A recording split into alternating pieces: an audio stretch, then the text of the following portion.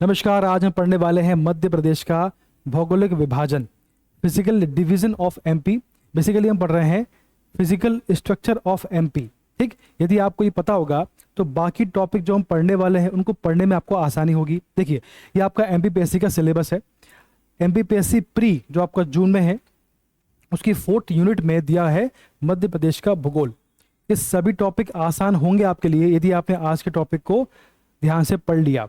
ठीक, यदि आपको पता होगा कि एमपी का जो फिजिकल स्ट्रक्चर किस प्रकार का है तो आपको ये सभी टॉपिक पढ़ने में काफ़ी आसानी होने वाली है। इसीलिए ध्यान से पढ़ना है, समझना है। चलिए, तो हम पढ़ने वाले हैं मध्य प्रदेश का भौगोलिक विभाजन। देखिए, ये आपका एमपी का मैप है। मैंने आपसे पहले भी कहा है, यदि आपको एमपी जी के अच्छे से पढ़ना है तो आपको एमपी का मैप याद होना चाहिए। इसमें क्या क्या परिवर्तन हुए हैं, कौन कौन से नए जिले ऐड हुए हैं, ये आपको अपडेट होना चाहिए। देखिए, हम पढ़ने वाले हैं मध्य प्रदेश का सामान्य ज्ञान। देखिए, सबसे पहले समझें आप कि जो हमारा एमपी है वो किसका पार्ट है। देखिए, मध्य प्रदेश जो है वो गोंडवाना लैंड का पार्ट है। फिजिकल जो आपका स्ट्रक्चर है उसकी बात करें तो मध्य प्रदेश को भौगोलिक दृष्टि से 3 भागों में बांटा गया है। वो 3 भाग कौन से हैं हम समझ चुके हैं, रिवाइज कर लेते हैं एक बार। देखिए, मैंने आपसे कहा था कि एमपी में 7 भौतिक प्रदेश हैं। वो कौन कौन से हैं? सबसे पहला है मध्य भारत का पठार, बुंदेलखंड का पठार, मालवा का पठार, रीवा पन्ना का पठार, नर्मदा सोन घाटी, बघेलखंड का पठार और सतपुड़ा मैकाल श्रेणी। जो आपके ऊपर के 5 है यानी मध्य भारत, बुंदेलखंड, मालवा, रीवा पन्ना और नर्मदा सोन घाटी, इनको मिलाकर या इनको संयुक्त रूप से बोलते हैं मध्य उच्च प्रदेश, है ना। इनको मिलाकर जो बनता है उसको बोलते हैं मध्य उच्च प्रदेश। ठीक, तो पहला भाग हो गया आपका मध्य उच्च प्रदेश, दूसरा भाग है आपका बघेलखंड का पठार और तीसरा भाग है सतपुड़ा मैकाल श्रेणी। इस प्रकार से 3 भागों में बांटा गया है मध्य प्रदेश को। देखिए, ठीक, आप देखें, इसको फिर से पढ़ लेते एक बार। 3 पार्ट है मध्य उच्च प्रदेश। इसके अंतर्गत 5 पार्ट आते हैं ऊपर के। कौन कौन से? मध्य भारत का पठार, बुंदेलखंड का पठार, रीवा पन्ना का पठार, मालवा का पठार और नर्मदा सोन घाटी। ठीक, इसके बाद में जो आपका सेकंड पार्ट है वो है सतपुड़ा मैकाल श्रेणी, सबसे नीचे आता है। इसको भी 3 भागों में बांटा गया है। कौन कौन से भाग हैं? सबसे पहला पश्चिमी भाग है जो गुजरात और एमपी के मध्य में है, इसको बोलते हैं पश्चिमी सतपुड़ा श्रेणी। फिर आपका अगला है पूर्वी सतपुड़ा श्रेणी, ये एमपी में है। इसके बाद में अगला है मैकाल श्रेणी, ये एमपी और सीजी के मध्य में आता है। इसके बाद अगला आपका आता है पूर्वी पठार, इसको बोलते हैं बघेलखंड का पठार। इस प्रकार से 3 भागों में बांटा गया है ना। चलिए आगे बात करते हैं। तो आज हम समझने वाले हैं कि भाई जो आपका मध्य उच्च प्रदेश है, इसकी लोकेशन, इसके बारे में जो फैक्ट हैं वो पढ़ने वाले हैं। और इसके अंतर्गत मध्य भारत का पठार और बुंदेलखंड के पठार को आज हम समझने वाले हैं, पढ़ने वाले। बात करते हैं। देखें, जो आपका मध्य उच्च प्रदेश है इसकी बात करें तो देखिए, यहाँ पर आप देखेंगे कि भाई इसके साइड में देखेंगे आप तो यहाँ पर अरावली श्रेणी है, यहाँ पर अरावली पर्वतमाला है इसके उत्तर पश्चिम में ना। जो आपका राजस्थान है तो राजस्थान के क्षेत्र में अरावली पर्वतमाला यहाँ पर देखने को मिलती है। इसके बाद देखेंगे आप तो यहाँ पर जो है इसके उत्तर में यहाँ पर यमुना नदी बह रही है। कौन सी बह रही है? यमुना नदी। और यहाँ देखेंगे आप, यहाँ पर गंगा नदी बह रही है। ठीक, तो बेसिकली जो यमुना नदी है वो गंगा की सहायक नदी है। और हम सभी जानते हैं कि एमपी से बहुत सी नदियां हैं, चंबल जो है, बहुत सी नदियां हैं यहाँ से जो एमपी से बहती हैं, वो यमुना की सहायक नदियां हैं। ठीक, तो एमपी की जो नदियां हैं वो बेसिकली यमुना की सहायक नदियां हैं और यमुना जो है गंगा की सहायक नदी है। इस प्रकार से ये पूरा क्षेत्र है वो गंगा नदी बेसिन के अंतर्गत आता है। ठीक, तो जो आपका मध्य उच्च प्रदेश है, ये वाला जो आपका मध्य उच्च प्रदेश है, उसके उत्तर पश्चिम में यहाँ पर अरावली पर्वतमाला है। क्या है? अरावली। और उत्तर में यमुना नदी का मैदान है, जलोढ़ मैदान है। ठीक, इसके बाद में इसके नीचे यहाँ पर सतपुड़ा मैकाल श्रेणी है, ये क्लियर है आपको।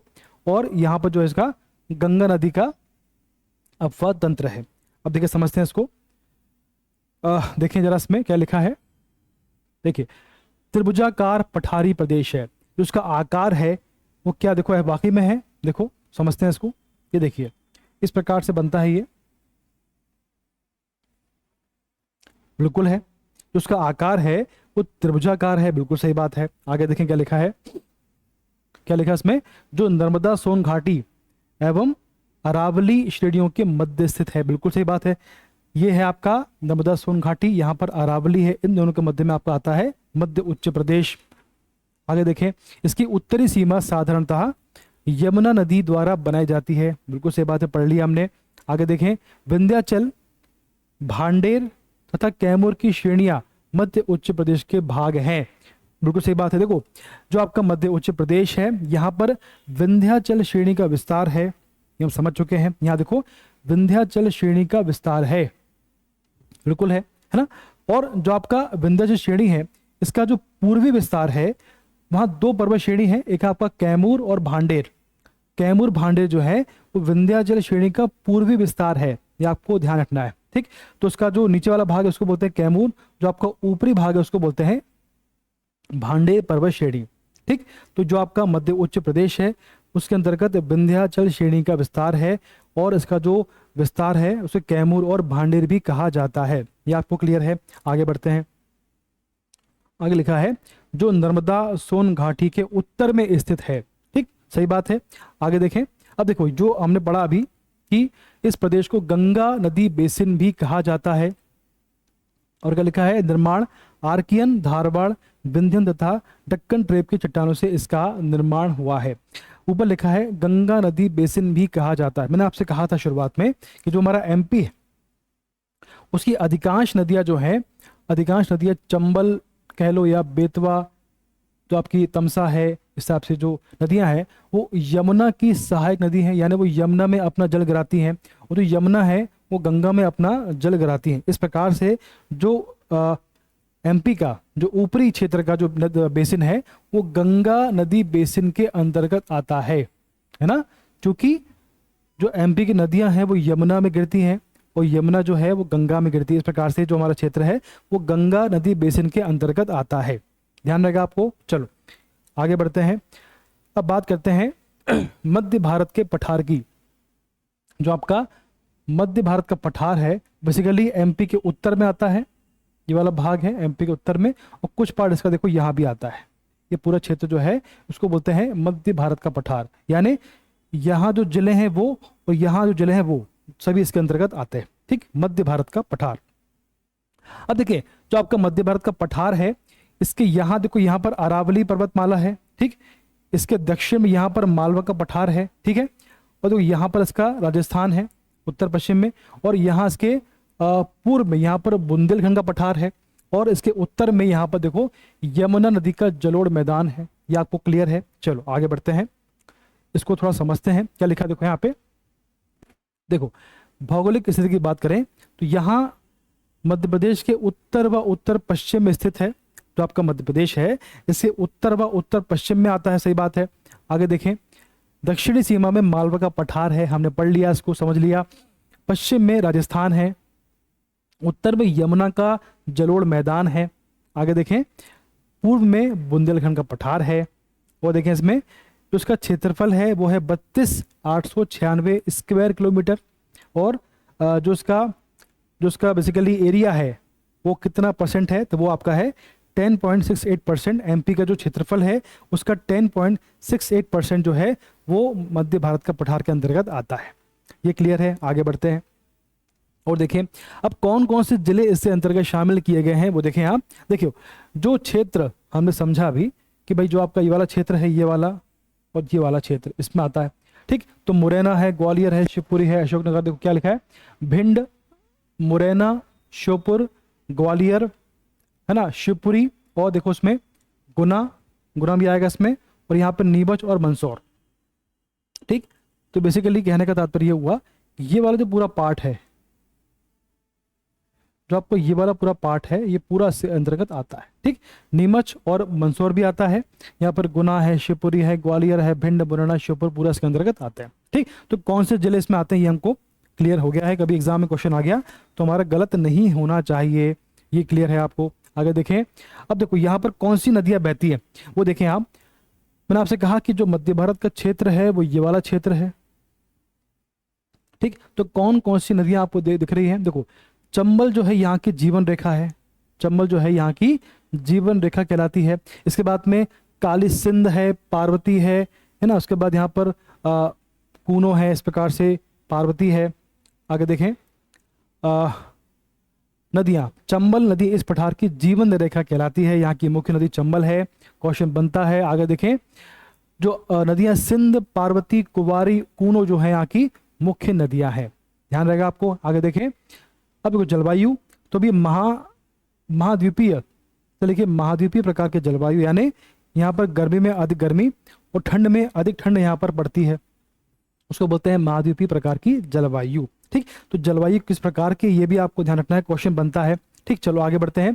वर्षा, वर्षा जो है यहाँ पर कम होती है, वर्षा जो है काफी कम होती है यहाँ पर, 75 सेंटीमीटर से भी कम यहाँ पर वर्षा होती है। सबसे कम वर्षा भिंड में होती है पूरे मध्य प्रदेश में। ठीक, तो मध्य भारत के पठार में सबसे कम वर्षा होती है, ये आपको ध्यान रखना है।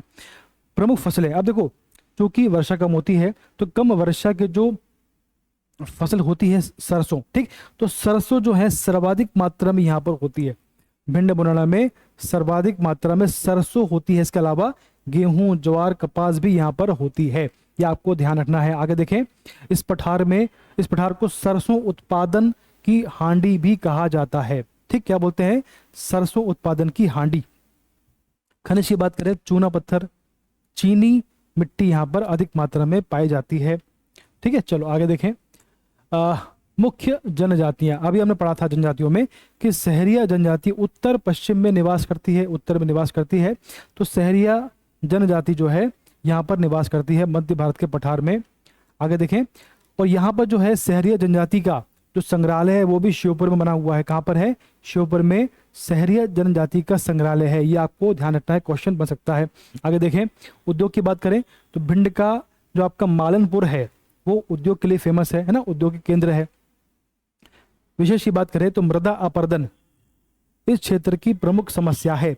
जब नदी बहती है तो नदी के बहाव से जब उस क्षेत्र की मिट्टी वहां से जो अपना क्षेत्र छोड़ देती है, बेसिकली होता क्या है कि जब नदी बहती है तो नदी के बहाव से जब मिट्टी का जो ऊपरी हिस्सा है वो बहकर निकल जाता है, उसको बोलते हैं मृदा अपरदन। ठीक, क्या होता है? बीहड़ की समस्या से प्रभावित जिले हैं श्योपुर, भिंड, मुरैना। अब बीहड़ क्या होता है आगे समझेंगे।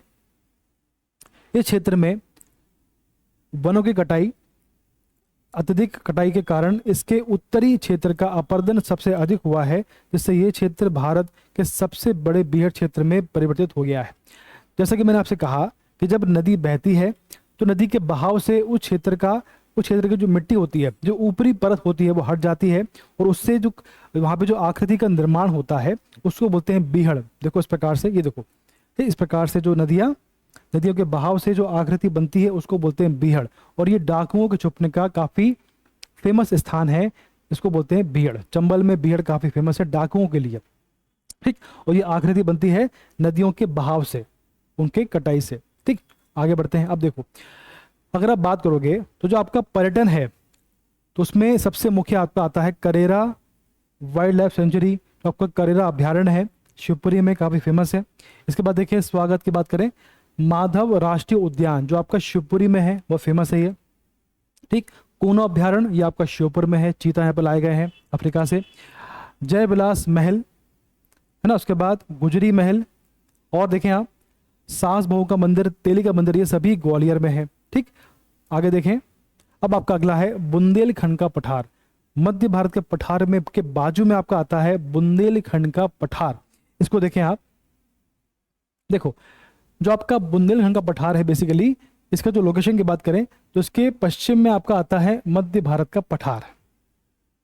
ओके, इसके उत्तर में आपका आता है यहां पर यमुना का जलोढ़ मैदान। ठीक, यहां पर आपका आता है यूपी। इसके दक्षिण में यहां पर आपका आता है मालवा का पठार, रीवा पन्ना का पठार, ये इसकी लोकेशन है। ओके, और देखें इसमें देखिए मध्य प्रदेश के उत्तर मध्य में इसकी लोकेशन है, एमपी के उत्तर में आता है, सही बात है। आगे देखें, दक्षिणी सीमा में मालवा का पठार है, पश्चिम में मध्य भारत का पठार है, सही बात है। उत्तर में यमुना का जलोढ़ मैदान है, सही बात है। और देखें दक्षिण पूर्व में पन्ना और अजगढ़ की पहाड़ियां हैं, सही बात है। पन्ना की पहाड़ियां इसलिए यहाँ पर हीरा होता है। और इस पठार का ढाल उत्तर की ओर है, इसलिए जो यहाँ पर नदियां बहती हैं उनका ढाल भी उत्तर की ओर है, उनकी दिशा भी उत्तर की ओर है। ठीक, क्षेत्रफल की बात करें तो 23,737 स्क्वायर किलोमीटर इसका क्षेत्र है। और अगर आप बात करें कितने क्षेत्र में फैला हुआ है तो 7.7% एरिया ये कवर करता है एमपी का। ठीक, तो आपका जो मध्य भारत का पठार था वो था आपका 10.68%, और ये आपका है 7.7%, उससे कम है। अब देखें अगर आप जो आपकी नदियां हैं, देखो यहां पर जो है बेतवा जो है यहाँ की मुख्य नदी है। देखो ये वाला क्षेत्र आपका है, ये वाला क्षेत्र, तो जो आपकी बेतवा नदी है वो यहाँ की मुख्य नदी है। बेतवा को यहाँ की जीवन रेखा बोलते हैं। और जो आपकी बेतवा है वो भी आपकी यमुना की सहायक नदी है। ठीक, बेतवा है, फिर आपकी जो है सिंध है, इस प्रकार से यहाँ पे जो है मुख्य नदियां हैं। आगे देखें जो आपकी नदियां हैं, तो जो आपकी जलवायु है वो महाद्वीपीय प्रकार की है ना, गर्मी पढ़ लिया, इसको हमने आगे देखते हैं। नदियां तो बेतवा, केन, धसान और सिंध। देखो बेतवा, सिंध, यहाँ पर केन है, धसान है। बेतवा, सिंध, केन, सोनार जो है यहाँ की मुख्य नदियां हैं। बेतवा इस पठार की जीवन रेखा कहलाती है। जो आपकी वर्षा है 75 से 125 सेंटीमीटर होती है, काफ़ी अच्छी वर्षा होती है। जो आपकी प्रमुख फसलें हैं वो आपकी ज्वार, गेहूं, तिल, अलसी है। खनिज की बात करें तो ग्रेनाइट, रॉक, फॉस्फेट यहाँ की प्रमुख खनिज हैं। ठीक, आगे देखें मिट्टी की बात करें तो काली और लाल का मिश्रण यहाँ पर होता है। चूंकि यहाँ पे जो खनिज है वो ग्रेनाइट है, रॉक, फॉस्फेट, इसलिए जो है यहाँ की मिट्टी भी उसी प्रकार की है। लाल और काली मिट्टी यहाँ पर आपको देखने को मिलती है। ठीक, आगे बात करते हैं। देखिए अब देखो यहाँ पे जो पर्यटन है तो खजुराहो के मंदिर, धोबिला संग्रहालय छतरपुर में है, पीताम्बरा पीठ जो है दतिया में यहाँ पर फेमस है। आगे देखें उद्योग की बात करें, चंदेरी की साड़ियाँ बड़ी फेमस है यहाँ पर। और देखें विशेष की बात करें, इस पठार की सबसे ऊंची चोटी जो है वो सिद्ध बाबा है, 1172 उसकी हाइट है।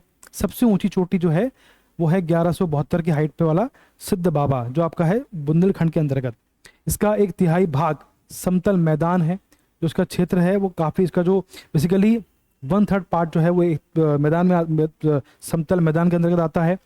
ग्रेनाइट और नीस की चट्टानों से निर्मित ये पठार तीनों ओर से क्या है, अर्धचंद्राकार, इसका जो आकार है वो चंद्राकार है। ये देखो आप इस प्रकार से देखें, जो आपका चंद्रमा है ना, इस प्रकार से इसकी आकृति बनती है, तो इसको बोलते हैं अर्धचंद्राकार। क्वेश्चन पूछा गया है कि किस पार्ट की जो आकृति है वो अर्धचंद्राकार है, तो आंसर आपका है बुंदेलखंड का पठार। ठीक, चलो आगे देखते हैं, आगे समझते हैं। इसके बाद देखें पन्ना श्रेणी बिजावर श्रेणी से घिरा हुआ है, इसलिए यहाँ पर जो है हीरा अधिक मात्रा में होता है। देखो मैंने आपसे कहा कि जो आपका क्षेत्र है वो समतल है। देखो ये आपका क्षेत्र है, ये आपका बुंदेलखंड का पठार वाला क्षेत्र है। जो आपका ये वाला क्षेत्र है ये पूरा आपका समतल है, ये पूरा आपका मैदानी क्षेत्र है। ठीक, चलो आगे देखें।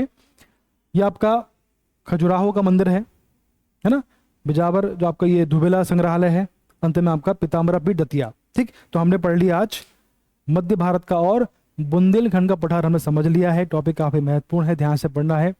धन्यवाद, बेस्ट ऑफ लक।